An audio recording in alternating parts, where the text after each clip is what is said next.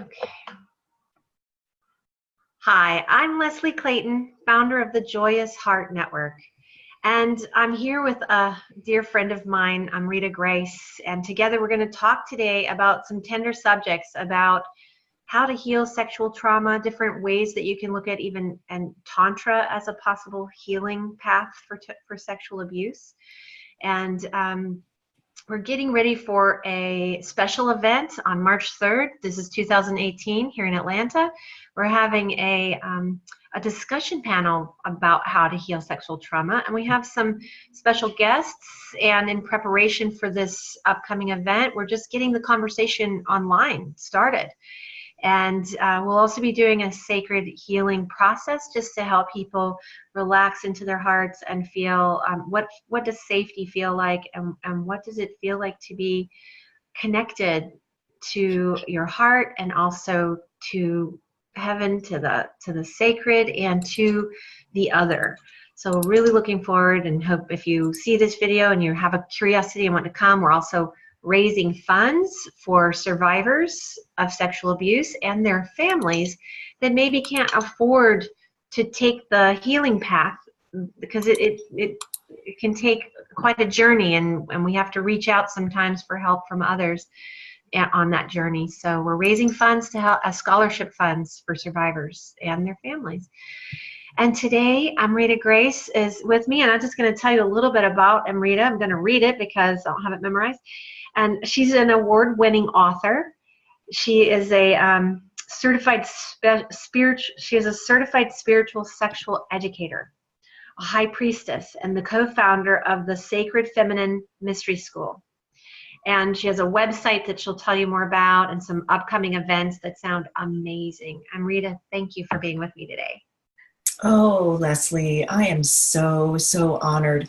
This is a subject that is really near and dear to my heart, and I'm so grateful that you are hosting this event and putting so much time and energy and drawing together just the right people. It feels like it's time.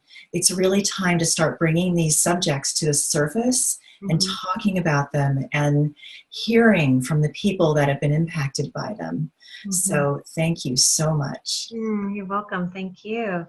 So one of the questions that I'd like to kind of explore today is, how does childhood sexual abuse manifest in adult life for women and for men?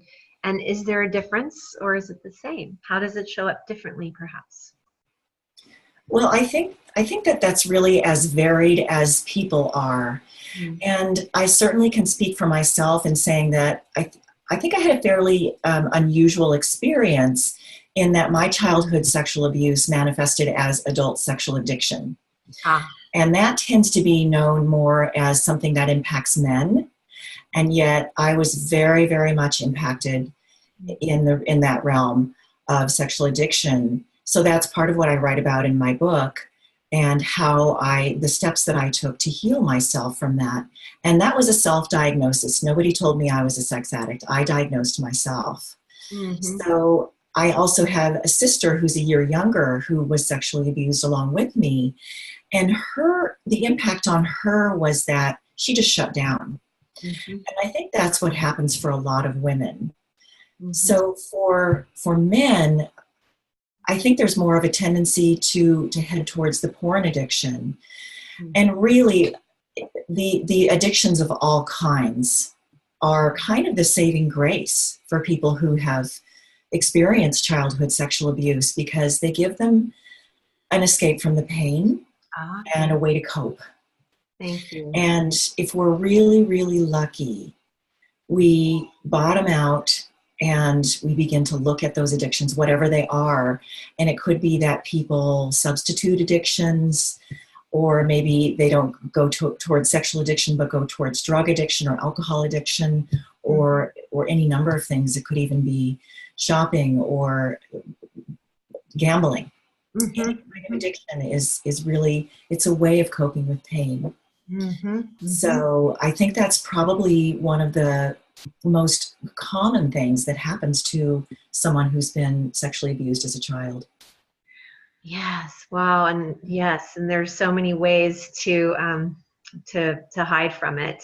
So, and it was, when you said if we're lucky, we bottom out, and we start to explore, we go seeking help because we bottom out. That's a pretty profound statement. Yeah. Yeah. It makes sense. So I'd like to ask you a little bit about, perhaps, would you like to share about how you found Tantra? How did Tantra become a healing source for you? And how do you see it as a healing source for others? Well, it's interesting that you use the word Tantra because Tantra hasn't exactly been my path. Okay. I was trained in sacred sexual awakening and healing, although the lineage was Tantra yoga. That was my teacher's lineage. Okay. But I've never actually referred to myself as a Tantra teacher or Tantra practitioner, and there's a few reasons for that. One of them is that the word Tantra has been used in a lot of different contexts, and some of them are rather unsavory. Mm-hmm. So it's also a very unregulated field. Mm-hmm. Both Tantra and sexual healing are completely unregulated fields. So there's no real body, there's no real governing body over how people show up. Mm-hmm. And so Tantra, I see Tantra, or Western Tantra at least, as more of, the root word of Tantra is to weave. Mm-hmm. So Tantra is a way of weaving energies together, perhaps with a partner. And in the world of, in the training that I've had, it's not at all about weaving or exchanging energy. It's about holding a really solid space for someone to have their own experience, their own healing, Mm-hmm. and for their own soul Mm-hmm. to guide them in whatever that healing is, without any real exchange of energy. Mm-hmm. And I mean, it's a really big subject. So Tantra, go ahead. So what I'm hearing you say, and just to get that clear, is that it's, I wouldn't, because I wouldn't go to Tantra for my own healing process, because actually I did seek it out thinking it would help me understand more, and it was a little bit, like you said, unsavory, a little, maybe some boundary issues, and it didn't feel quite, and I didn't pursue that, but so thanks for clarifying that. And did you want to say more about the safety versus not safe? Sure, absolutely. That's interesting that you had an experience like that. Well, there's a whole range of people teaching and practicing Tantra out in the world, and it can range from what I would call sacred prostitution to actual sexual healing. But in general, people that are learning and teaching Tantra, it's not really what I would consider sexual healing, and it may be a component of it. Mm-hmm. But it's not really meant to be a sexual healing modality. So really, if somebody has experienced sexual abuse and they're looking for some kind of support in that realm that goes beyond talk therapy, mm-hmm. then Tantra might be a starting place. But really, I would look for someone who is trained in sexual healing, sacred mm-hmm. sexual healing preferably. Mm-hmm. And that specializes in that work. In my own journey, I did years of talk therapy, and I came out the other end of that with my sexuality just completely unhealed. Mm-hmm. And I was like, what the heck, this is the work that I need to do. I need to find a way to heal my sexuality and get my sexual energy managed and contained to where it's safe for me and it's safe for other people. Because for so many years, it wasn't. I was not a safe person to be around with my sexual energy. Mm. So I even considered myself to be a sexual predator. Mm. But the most wounded of healers are the ones that become the ones with can become the ones with the clearest boundaries. And that has certainly been my path. So as as I've grown in this work and matured in this work, I've just come to a point of so much clarity that I'm really just a channel. Like, I'm just a vessel. Mm-hmm. I'm not even a healer, but I am a priestess who creates a sacred space Mm-hmm. that is so concrete and so safe Mm-hmm. that a person who is receiving that or in that space has the opportunity to allow their own energies and their own guidance to heal them. Mm-hmm. Mm-hmm. And that feels like really where it's at. In the last Sacred Sexual Awakening and Healing workshop that I taught just a couple of weeks ago, I had someone come in that had been trained in Tantra. And she was a little confused because she had been trained to really send energy and push energy and do something with energy. And that's just not what I'm teaching. And it was very confusing for her, kind of blew her circuits, actually. She said, "You mean we're not doing anything?" And I said, "This is a being space. This is not a doing space. We're really just holding a container for the other person to have their own experience. And we're trusting that they are the healer for themselves." And it's really pretty amazing what can happen in spaces like that when we trust people's inner guidance and guides to, and just the universe to come in, and that energy work happens all on its own. It flows all on its own. Does that make sense? Yes, it does. And it's it's that letting go, relaxation to open and to allow the energy to flow we get out of the mind and just embodied and trust. Yeah, it's really, it's very much an embodiment path. I'm glad that you said that because when so often people who have been sexually abused learn how to leave their bodies or dissociate. And that's a really fabulous tool for surviving, especially very, very severe abuse. And yet, as we get into adulthood, it really doesn't serve us anymore. Right. So, but as we come back into our bodies, we start to feel the pain, the emotional pain, sometimes even the physical pain if that hasn't been felt. And that can be quite a process of adjustment to learn how to breathe into that, to be with it, to not contract around it, but to just allow it to be felt. And I say it's being felt as it leaves. It's on its way out. That layer is on its way out. That's right. Yeah. And using the breath to help process it is just such a potent way to move through that energy, and layer by layer by layer it releases and releases and releases. So that embodiment piece is a really, really big part for someone walking the path of healing from sexual abuse.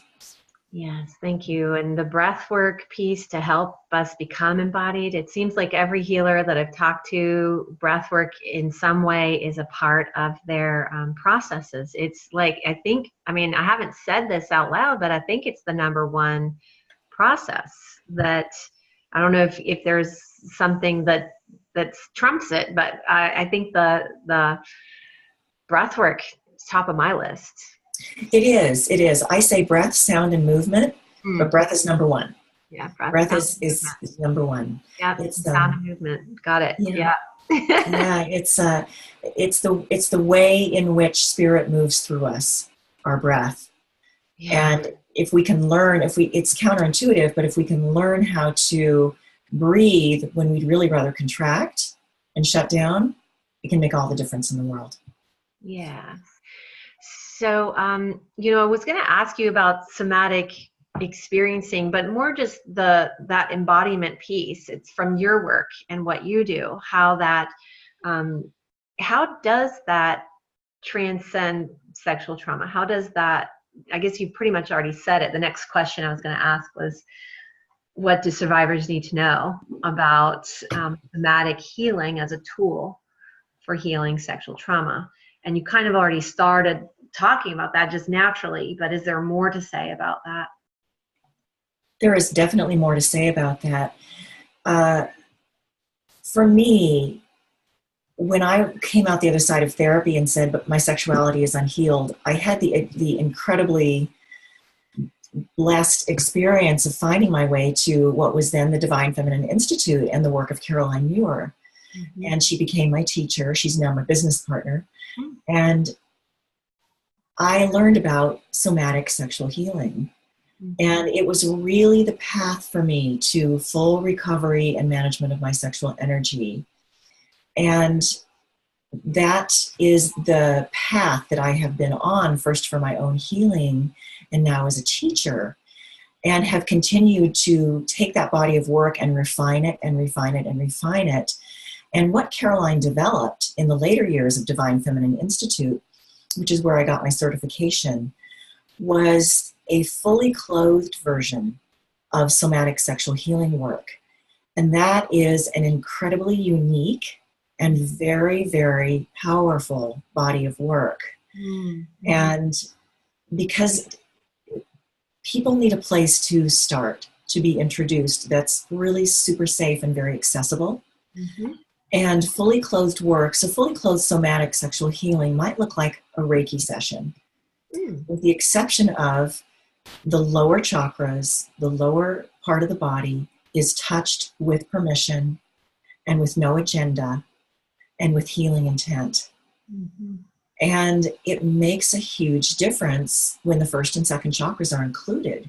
Mm-hmm. Instead of, because it's not legal to touch there, or it's not polite to touch there, for whatever reason, it's had to be excluded from almost all the other modalities. Right. And when you start to include it starts to bring wholeness. Mm-hmm. And it's sort of the missing piece that I feel like is coming into, well, it's absolutely necessary that it comes into full awakening and awareness in the culture. And that, of course, means that there's going to have to be some way to look at the laws around this. Right. And that's just a really important piece that I feel is that's going to need to have a breakthrough. And I feel that it's going to have a breakthrough, that there are pioneers that are starting to step out onto that edge. And I know I'm starting to train teachers to teach this work.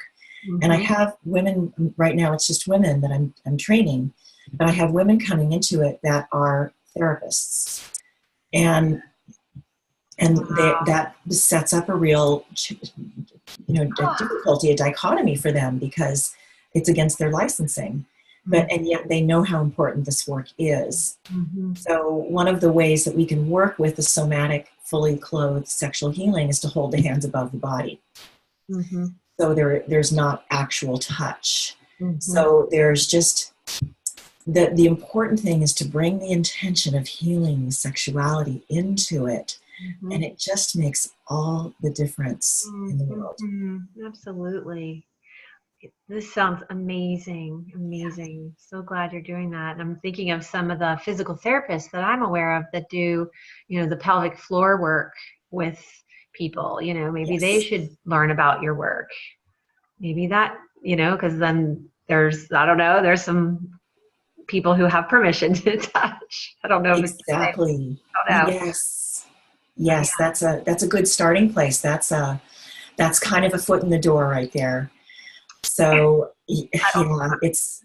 but regardless of legality, it's going on all over the place, whether it's with healing intent or it's with sexual stimulation intent, it's going on everywhere. Mm-hmm. So if my intention is to bring the absolute highest integrity to this work and to train people to bring the absolute highest integrity to this work so that it can come into the world and spread across the globe in a way that is really safe for people. And the way that needs to happen is that the practitioners, the teachers, absolutely must do their own work and continue to do their own work, because it's an ongoing process, of course. but working with their own shadows and their own sexual wounding is absolutely imperative.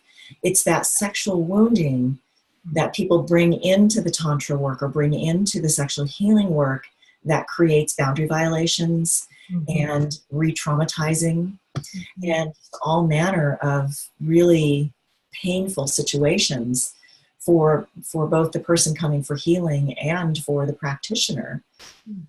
So it's this work really needs ethics, boundaries, and a lot of attention paid to how it can be brought into the world in a way that is really respectful for people and really safe. So important work. Thank you. And I have a question about what family and loved ones need to know in order to better understand how to hold space for a loved one who maybe hasn't even started their healing journey yet, or maybe they're on their healing journey, but someone who's a little closed or shut down. That's one question. It's like, how can someone, if you are in a relationship with someone that's kind of shut down and having a hard time because of some past sexual wounding, maybe it's a husband or a girlfriend of a boyfriend, or maybe it's a mother or a father who sees their child suffering, and that person isn't ready to take that step towards therapy or finding is there anything you could share about that, about how to hold space, how to be with them? Absolutely. Yes, I'd be happy to. So it's a hard thing to watch, for sure. But you cannot be their healer, and you cannot push them to go any faster than they're ready to go.